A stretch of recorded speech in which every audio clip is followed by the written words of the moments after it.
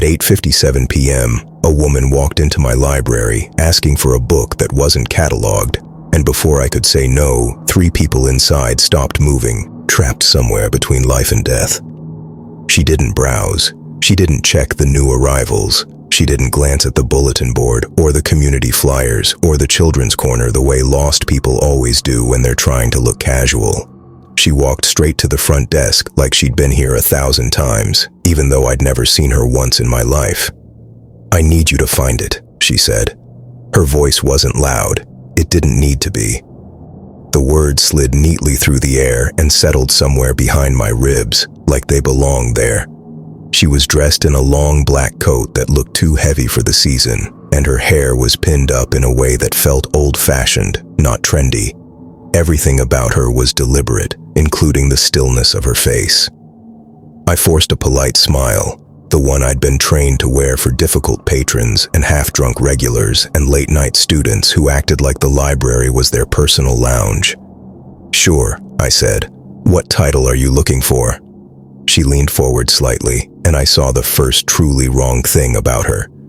Her eyes weren't empty or glowing or theatrical. They were normal in shape, normal in color. But the way they focused didn't match the rest of her face. It was like looking at a person who wasn't actually looking through their eyes at all. "The grimoire," she said. I held my smile even though my stomach tightened. "We have a few books on." "The one I want," she interrupted gently, "is not in your inventory." The words should have sounded like a complaint. They should have sounded like a mistake she wanted corrected. Instead, they sounded like a fact she was informing me of, the way you'd inform someone that a storm was coming, and there was nothing to be done about it. I glanced at the clock on the wall behind me. 8:57. The library was almost empty, the kind of quiet you only get at closing time when the air itself seems to relax. The overhead lights hummed. The computers in the public section were dark. The last few patrons were scattered like leftovers. There were only 3 people besides me. A college kid with earbuds in at the back table near the history shelves, hunched over a laptop and a stack of notes like he was racing a deadline. A man in a work jacket in the periodicals area, slowly flipping through old newspapers like he was looking for something he didn't want to admit he'd lost. And a teenage girl by the graphic novel, sitting cross-legged on the floor, despite the "Please use chairs" sign. Her head bowed over a book as if she'd forgotten the world entirely. They were quiet, normal, safe. I looked back at the woman. "Okay," I said carefully. "Do you have an author? Or, A binding," she said. "Black leather, no title on the spine, silver clasp. It will feel heavier than it should." I didn't like how specific that was. "We can check interlibrary loan," I offered, already reaching for the keyboard, grateful for the familiarity of routine. "If it's not in our system." "It is here," she said. I paused. She placed her hand flat on the counter. Her fingernails were short and clean. No rings, no jewelry. Nothing that screamed witch or costume or drama. Her skin looked pale in the fluorescent light, but not sickly. Controlled. Like she never spent time in the sun because she didn't need to. "You're going to close the doors," she said softly.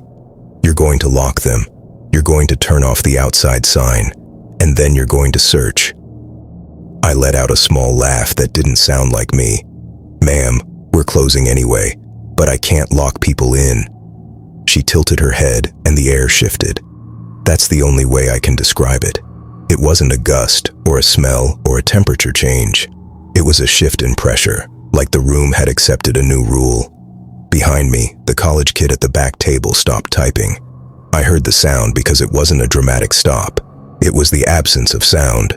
The clicking keys simply cut off, mid-rhythm, and the silence that followed felt too clean. The man in the work jacket paused with a newspaper half-turned.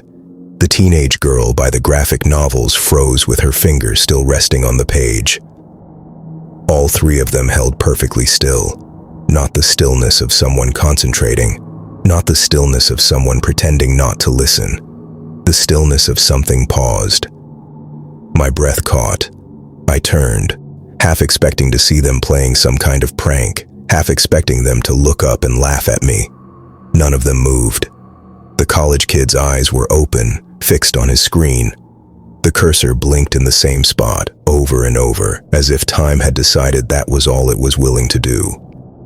The man's hands held the newspaper in mid-turn, paper bent in a soft arc.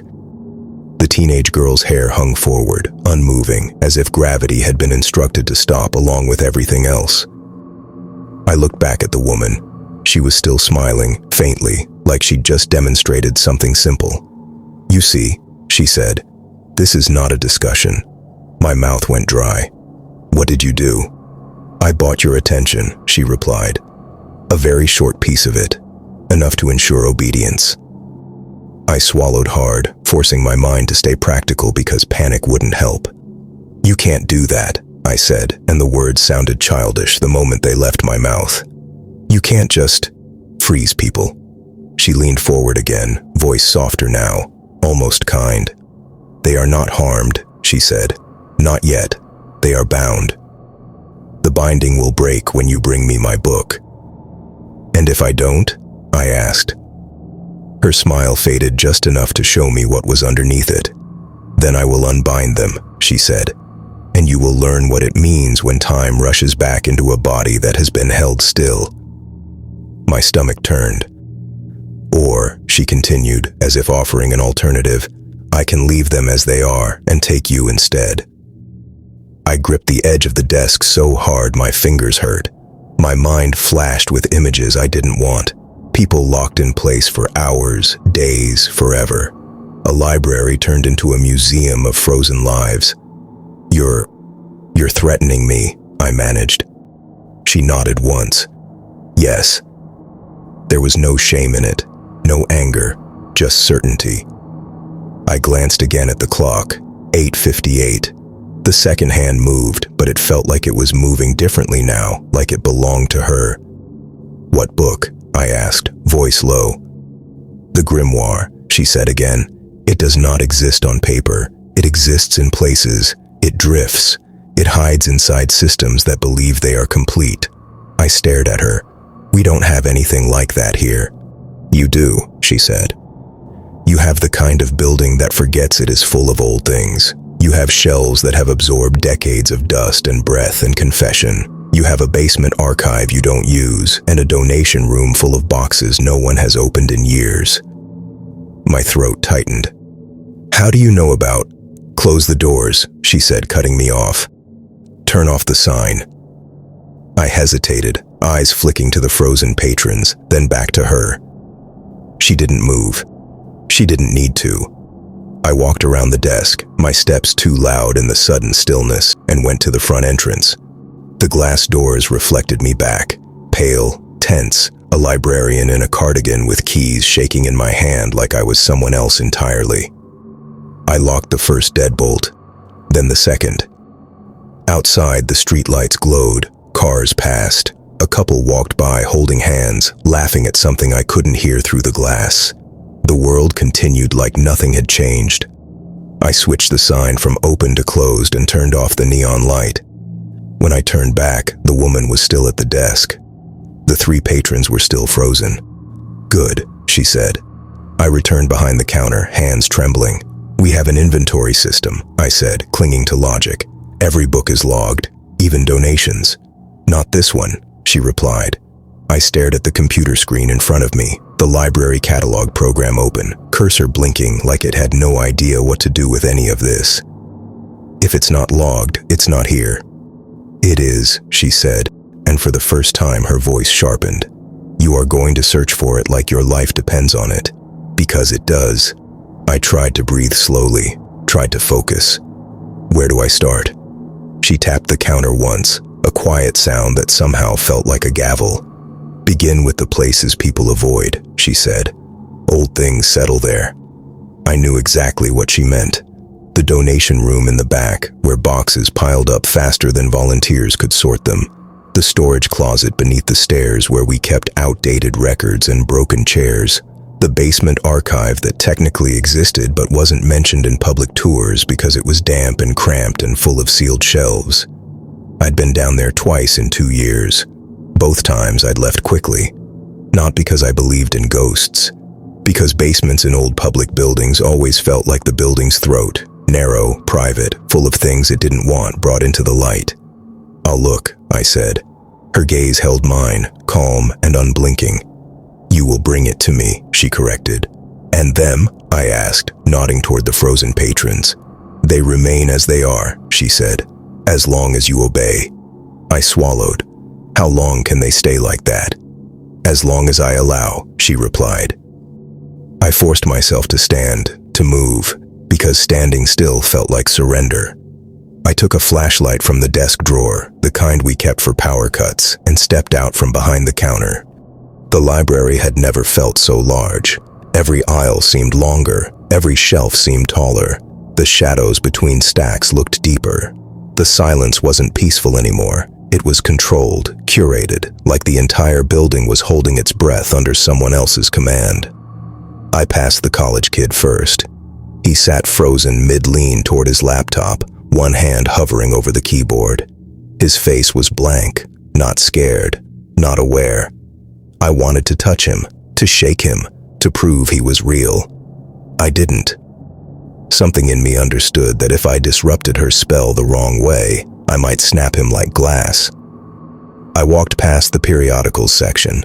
The man held the newspaper in mid-turn, mouth slightly open as if he'd been about to sigh. His eyes were fixed on a headline I couldn't read from where I stood. The teenage girl by the graphic novels remained cross-legged on the floor, fingers still touching the page, hair suspended like a curtain. Her backpack lay open beside her, straps limp, frozen in a way that made my skin crawl. They looked like mannequins designed to mimic life. I forced myself to keep moving. At the back of the library, the donation room door stood half open. The volunteer who usually locked it up had left earlier. Inside, boxes were stacked in uneven towers, labeled in marker with vague words: fiction, kids, mystery, old textbooks, church donations. I swallowed hard and stepped in. The air smelled like cardboard and old paper, and something faintly sour, the way damp books always smelled when they'd sat too long in basements and attics. My flashlight beam cut across the piles, catching dust in the air like floating ash. Somewhere behind me, the building creaked softly, settling. I told myself it was just old pipes. I told myself it was just the weight of shelves. But the woman's words stayed in my head, cold and certain. It drifts, it hides, it exists in places. I moved deeper into the room, pushing aside boxes, scanning spines through cracked lids. Most were normal: romance paperbacks, outdated travel guides, stained cookbooks. I opened one box and found children's books with crayon marks on the covers. Nothing like black leather, nothing with a silver clasp. Then, near the back wall, behind a stack of collapsed boxes, I saw a wooden crate. Not cardboard. Wood. It looked older than everything around it and had no label. The wood was dark, almost black in places, and the nails were dull with age. Someone had pushed it into the corner like they didn't want it seen. My heart sped up. I crouched and dragged it out slowly, the wood scraping against the concrete floor with a sound that made the room feel even quieter afterward. The crate was heavier than it should have been. I set my flashlight down, wiped my sweaty palms on my jeans, and lifted the lid. Inside was a layer of cloth, thick and dark, folded carefully, and beneath it, I froze, because the book staring up at me was exactly as the woman described. Black leather binding, no title, a silver clasp that looked too clean, too bright, as if it hadn't aged with the rest of it. It didn't look like a library book. It looked like something that had been hidden. My mouth went dry. I reached toward it, fingers trembling, and the moment my skin touched the leather, the library lights flickered. Not once, twice, and somewhere out in the main room, I heard the softest sound of movement, like a breath being taken after holding it too long. I snatched my hand back, heart pounding. The book hadn't moved, but it felt like it had noticed me, and I understood, suddenly, that the woman hadn't come here to borrow. She'd come here to reclaim something the library had never been meant to hold. I lifted the book carefully, cradling it like it might bite, and the weight of it settled into my arms like a living thing. When I turned toward the door, my flashlight beam swept across the room. For a second, in the farthest corner, I thought I saw someone standing between the boxes, a shape, still, watching. Then the beam shifted, and there was nothing there but stacked cardboard and shadow. I didn't stop. I carried the book out of the donation room and into the darkened library. My footsteps too loud, my breath too fast. The woman was waiting at the front desk.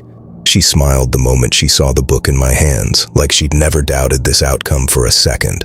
"Good," she said softly. "Now bring it here." I stepped forward, and the silver clasp clicked once, on its own. Not opening, just clicking, like a lock testing itself. And behind me, in the main room, one of the frozen patrons blinked. Just once. Then went still again. I stopped walking, every hair on my arms lifting. The woman's smile remained calm, but her eyes sharpened. "Do not hesitate," she said. I held the grimoire tighter, realizing with sick certainty that finding it was only the beginning. Because whatever this book was, it wasn't just hidden.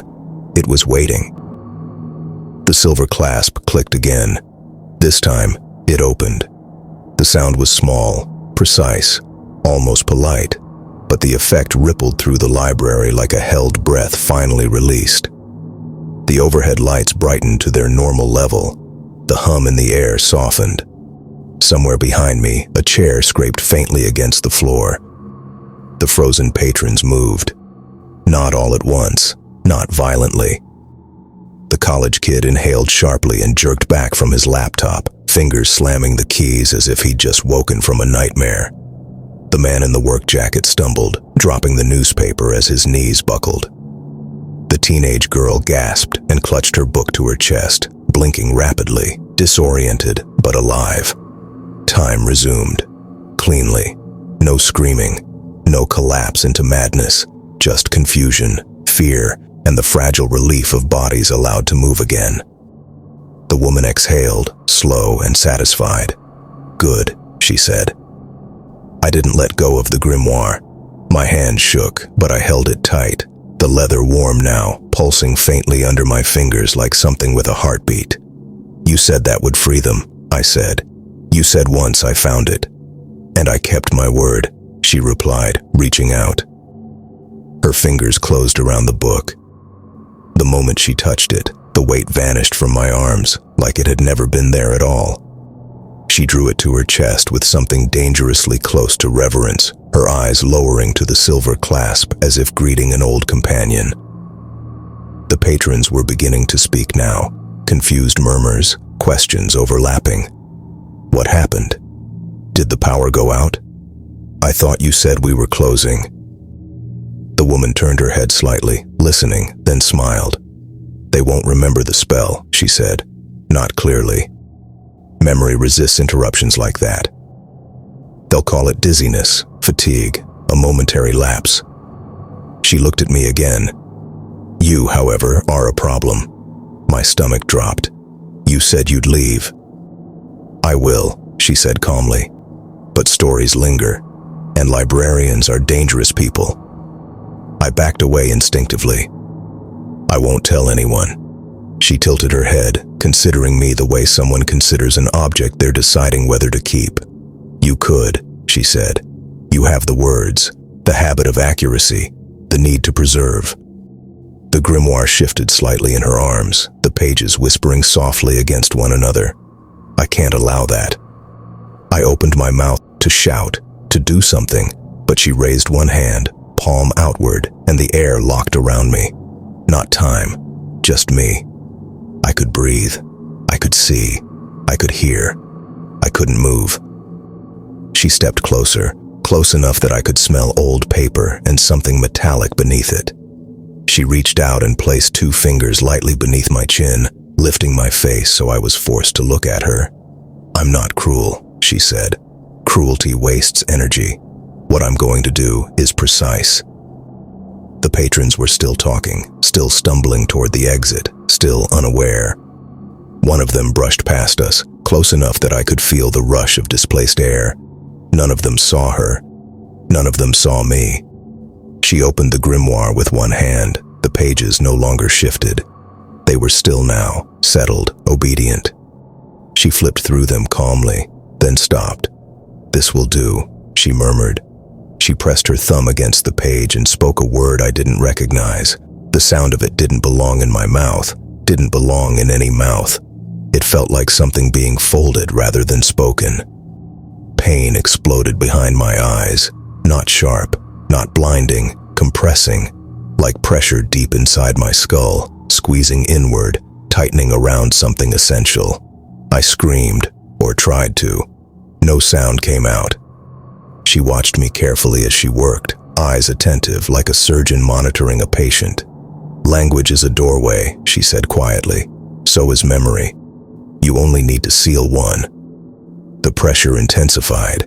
Images flickered through my mind, shelves, titles, names, the smell of paper, the comfort of order, then began to blur, not vanish, just lose their edges. When she released me, I collapsed to my knees, gasping. The grimoire snapped shut. The woman stepped back, smoothing her coat. "It's done," she said. "You will not speak of this, not because you won't want to, because you won't be able to." I tried to speak. The words were there. I could feel them forming. But when I opened my mouth, they fell apart before they reached my tongue. Thoughts tangled. Names slid away. The harder I tried to explain, the less shape anything had. "What did you do to me?" I whispered. She smiled, small and satisfied. "I took your ability to tell this story," she said. "You'll remember it happened. You'll remember fear. But the details, the sequence, the meaning." She shook her head. "Those are gone." The front doors opened as the last patron spilled out into the night, still murmuring, still shaken. Someone called out a thanks over their shoulder, assuming I'd closed early due to a power issue. The woman walked toward the exit, the grimoire tucked securely beneath her arm. She stepped outside. The doors closed behind her. The locks clicked back into place on their own. I stayed on the floor for a long time, shaking, trying to hold on to something solid enough to name. The next morning, I opened the library on time. The patrons returned their books. The computers booted normally. The donation room was empty. I tried to tell my supervisor what had happened. What came out of my mouth was the weather. I tried to write it down later. The page filled itself with book titles that didn't exist. The grimoire was gone, and I understood then that the witch hadn't taken my voice. She had left me exactly where I was, surrounded by stories I would never be able to tell.